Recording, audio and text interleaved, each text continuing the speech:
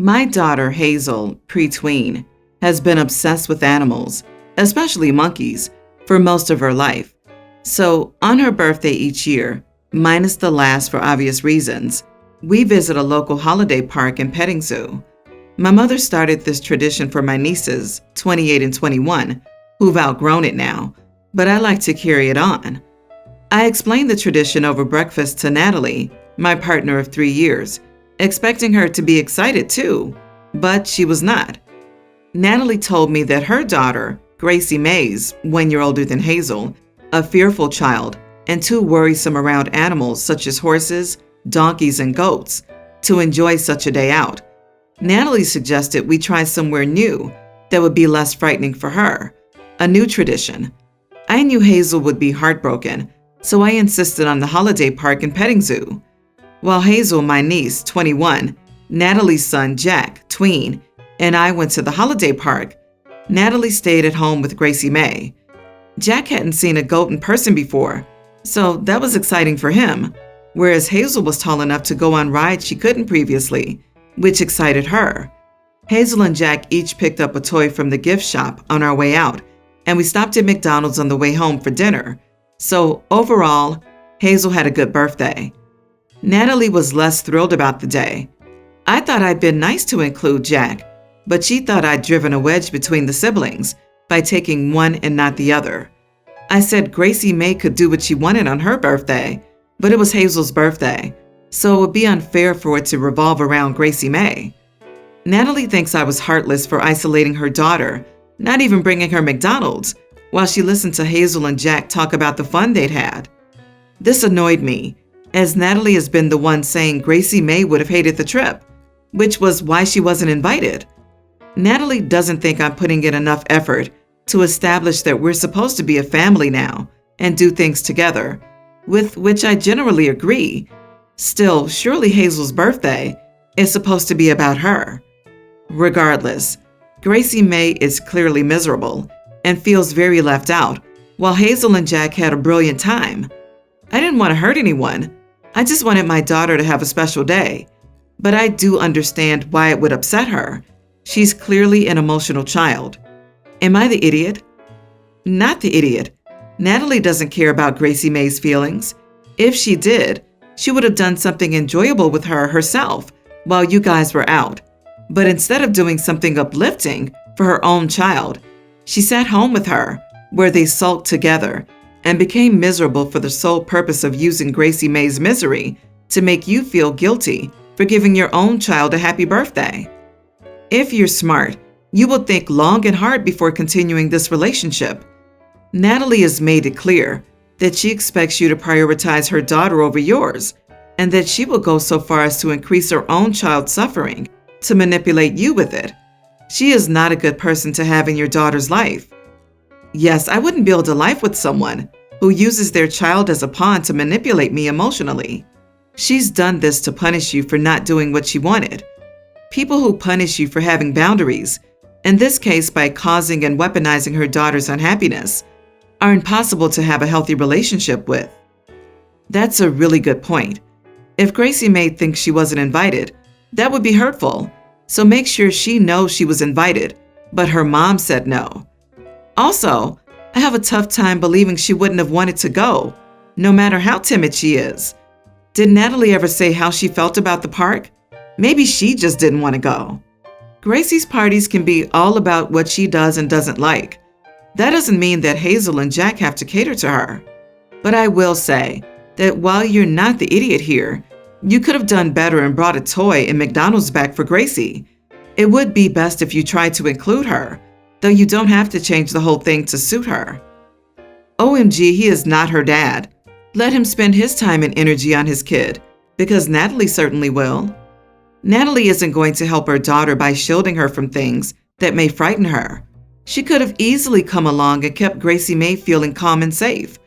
And you're right, Hazel's birthday is about her. Alyssa, 27, Jess, 26, Nora, 24, Ivy, 27, and me, 26, have been friends since high school. Alyssa got engaged and we were all very excited. Unfortunately, she tells us she's getting cold feet about 3 months before the wedding. We reassured her that it was normal given the huge commitment she was about to make and all of the stress of planning a wedding. Sometime later, she calls in the middle of the night and tells me that she's reconnected with an ex. This is someone who broke her heart so bad. Imagine a narcissist who dates many women and love bombs them, only to treat them badly later. The ex had asked her to grab a coffee to say goodbye and wish her well, but one thing led to another, and they slept together. I was shocked and tried to give her a reality check. She broke down crying. Alyssa was adamant that it was just one time and would never happen again, so I hoped it was just one foolish mistake before a very stressful situation. People make mistakes. I asked Alyssa if she loved her fiancé, and she said yes, very much. She also said that she had already told the others about this, and that they also said if it was just the one time and meant nothing at all, to move on and forget it ever happened. It wasn't the last time. At first, they just texted, but soon they started an affair. Alyssa started having big doubts about the wedding. This caused a rift in our group. The others thought that she should call off the wedding if Alyssa felt more passionate about her ex. They thought that the relationship with her fiancé was not salvageable anymore. I was the only one who thought what she felt for her ex was not real love, that he was love bombing her to prove that he could still get her, and that if she gave up on her fiancé for him, he would eventually break her heart again. We all agreed that she should talk to her fiancé. Alyssa decided to follow the others' advice and called off the wedding to be with the ex. Everyone was heartbroken. Unfortunately, things aren't going well. They fight nonstop, especially because he's convinced that she still loves her ex-fiancé and obsesses about it. She's miserable and feels guilty about the whole thing. The 5 of us were recently together, and Alyssa said that she wonders if she made a huge mistake. I've been trying my best not to say I told you so, but this time I couldn't hold it back. I feel like I was voted down by the others in their naive idea of love before this all started happening. So while Alyssa was crying, I said, "I hate to say it, but I told you this would happen." She started crying even harder. Later in a group chat, the others told me that it was super crappy to say that. They said it didn't help the situation at all, and I should support her as best I could instead of making her feel worse. Ivy especially is livid and thinks I'm a bad friend and owe Alyssa an apology, but I disagree. Am I the idiot? Not the idiot. Whose heart got broken? Her fiancé, the poor guy. He dodged a bullet. It seems like everyone forgets him in the equation. Your friend is the idiot. It was just one time and would never happen again? Once a cheater, always a cheater. She deserved what she got. Everyone's the idiot here. Your friends for enabling her in hiding or cheating from her fiancé, her for cheating on her fiancé, and you for rubbing it in. Yes, you were right, but adding insult to injury when she's already having a breakdown about her crappy actions doesn't prove anything we don't already know. At the end of the day, I told you so never gets you anywhere constructive. Maybe next time, just enjoy that you get a front row seat to watching karma weave its wicked web. I, 45 female, have a 19 daughter who is smart, kind, and beautiful. She has lots of friends, is a good student, and has always had a great work ethic. I am very proud. However, recently, she has changed her hobbies and interests and is very much stuck in this phase of her life. She bought herself an Xbox at the beginning of 2020 and started gaming. Her obsession grew, and because of the mandates, it was easier for her to become addicted to it. She would be up all night talking to her boyfriends, and when the restrictions were lifted, she would bring her Xbox to her guy friends' houses. She took a gap year, and when we started thinking about the colleges she should apply to, I suggested she should apply to Northern University in our state and rush for a sorority. I was in one, but she said she would instead go to a limited Greek life school. She said that she thinks that sorority life is fake and she wouldn't form any emotional connections. I took this offensively because I was in one at her age, so I don't know why she would have this narrative. She's only spent a weekend at her friend's sorority. Anyway, cut to now. She's in college, she's doing great. Again, she's a beautiful girl and has many friends, but she's only become more interested in this gaming thing. She talks about people who do live videos of them doing pretty much anything, playing video games, watching interesting videos, events, etc. She has a setup in her room where she spends her own money on a gaming chair and more. She has anime books and watches anime. I sat her down a few days ago and told her she should find more sociable hobbies, and she became angry at me. She's saying that I'm trying to make her into me and that I'm obsessed with her popularity. I tried to calm her down, but she refused to believe that I just wanted what was best for her. A few of my husband's friends and I have girls her age who are in Greek life, have fun group outings and inclusive hobbies, so I just don't get it. She has many friends and is very pretty. I just want her to have healthier and more productive habits. She hasn't talked to me since. She's been busy moving to her new house with her friends, and my husband told me she's justified, but says he refuses to put himself as a part in this. Am I the idiot? You are the idiot. How many times do you have to mention that she's pretty? Would you be fine with her liking gaming if she wasn't conventionally attractive? Gaming is social, by the way, especially depending on what game she's playing. Twitch streaming is also social. You mentioned that she has a lot of friends and is happy and healthy. So what's your issue? That she's not like you? That you didn't get a carbon copy legacy to parade around for your sorority sisters? Let your daughter be her own person and support her. I picked up on this too. It's like OP thinks that because her daughter's attractive, she automatically must act in a certain way and be interested in a certain set of things. I was honestly surprised I didn't read Gaming is for Boys in OP's story. I'd love to see a list of hobbies that OP deems fit for a pretty girl to participate in. LOL. You are the idiot. She's finding and following her passions. Just because you don't understand it doesn't mean it's wrong. You also sound obsessed with how pretty and popular she is. Two things that aren't really important. Go in front of a mirror and practice saying the following. I don't really understand these new interests in your life. I am proud that you're finding yourself and becoming your own person. I will work on respecting your boundaries and not passing judgment. I love you no matter what. Once you've got that down, talk to her and say it and mean it. So I, male 25, and my wife 24, are going to the United States from Japan for a month for vacation. And when we booked the tickets, we initially thought that we were going to be sitting next to each other, but I had the option to upgrade my seat to business with miles, and I did. Well, my wife is not too happy about that because she wanted to sit together on the 12-hour flight, but it's overnight, so we're going to be sleeping the whole flight.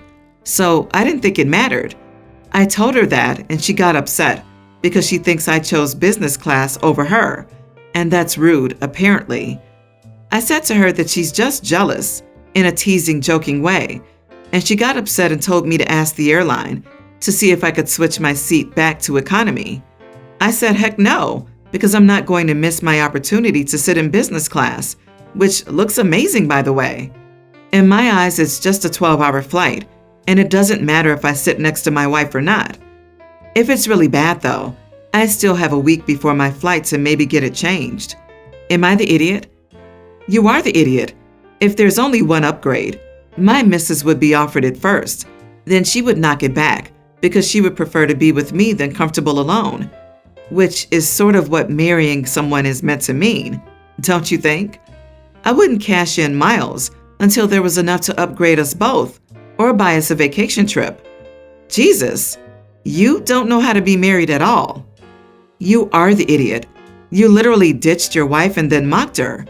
You are absolutely the idiot here, and she's completely right to be upset.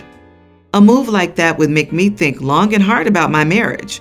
What good does my husband do for me to make up for this egocentric behavior? Business class comes with more space, better service, and a quieter atmosphere. You're sending a message to your wife that you deserve all that, but she doesn't. Why didn't you upgrade both seats so you could both have a better experience? Just a 12-hour flight isn't a sentence I hear that often. I've done 12-hour flights several times, and they suck even when you have company you love. That flight is going to be even more awful for your wife if she's stuck next to a stranger. Whether you understand why or not, your wife has clarified how she feels, and you are the idiot if you ignore that. My wife and I, 35 female, are going on a family vacation with her son, parents, and siblings to the Greek islands. It's a place my wife and I talked about visiting on our very first date and have saved up lots of money to go. My ex-wife and I are still very close. We had 3 kids together, but sadly all 3 passed away. However, I still consider her my family, and I've known her almost my whole life, so there were no hard feelings after our divorce. She's also like an aunt to my stepson and very good friends with my current wife and me. My stepson asked me to bring my ex-wife on our family vacation with us, since she's family. I thought about it for a while, and I decided why not ask her. She and her boyfriend had recently broken up, and she's been pretty beaten down the last few weeks.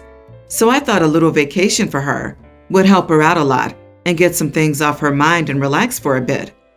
I asked my wife, and she said happy to have her come along. I asked my ex-wife if she would like to join us, and she was hesitant at first because she didn't want to intrude, but she eventually agreed and was more than excited to come along. She offered to buy her own plane ticket and hotel room, but my wife and I insisted that we would take care of it for her. She was incredibly grateful, and she started packing. My wife's mother had come over to our house and saw I had 1 extra plane ticket on the counter than what we were supposed to have, and I told her that my ex-wife was coming. She blew up in my face and told me I was making everyone very uncomfortable by inviting her, and that nobody even knew her. She also accused me of planning to cheat on my wife by inviting her on this trip. She called me an idiot for bringing my ex-wife on a family trip. She also said that she's no longer my family since we were divorced and have no kids together. I yelled a whole bunch of crap in her face that I don't even remember. She stormed out of my house, and now everyone is calling to say that they don't want to go on the trip anymore. And now my wife is very upset. I was just trying to do something nice for someone who was struggling at the moment. I didn't think inviting 1 person would cause everyone to pull out. They're going on a free vacation, and the plane is refundable. I'm starting to feel like an idiot because now my wife is very upset that her family isn't going, and we've spent all this money on this trip. And to make things worse, my ex-wife texts me saying she's all packed for tomorrow and how excited and grateful she is that we invited her. So, am I the idiot? Not the idiot. If the wife had no issue, the stepson didn't. Why was mother-in-law so angry? Honestly, if I were you, I'd be very cautious of her in the future because I've seen mothers ruin their children's marriages due to their paranoid thoughts. It's none of your mother-in-law's business, really. Everyone's the idiot here.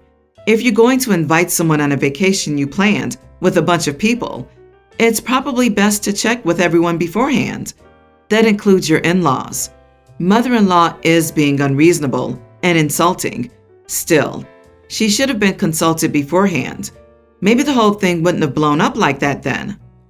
Mother-in-law was out of line to throw a hissy fit, but your response was too extreme.